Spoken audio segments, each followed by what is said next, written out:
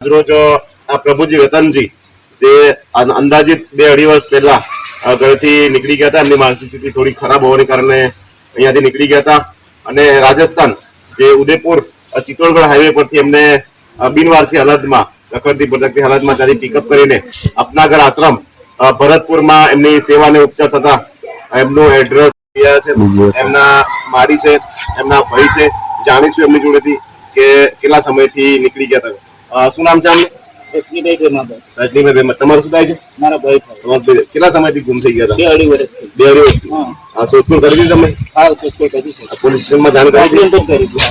મારી શું થાય તમારા? શું નામ છે એમને? રજનીભાઈ. તમારો છોકરો છે? શું નામ છે તમારું? રજનીભાઈ. આમનું શું નામ છે? તારી બેન. શું થાય તમારે? તમારી મમ્મી થાય. આ કોણ છે? પ્રવીણભાઈ. કોણ છે? તમારા ભાઈ છે.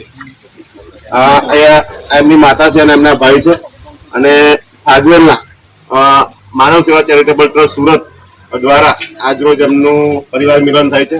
અને 2.5 વર્ષ બાદ એક માતાનું દીકરા જોડે અને ભાઈ જોડે પરિવાર જોડે સુખદ મિલન થાય છે.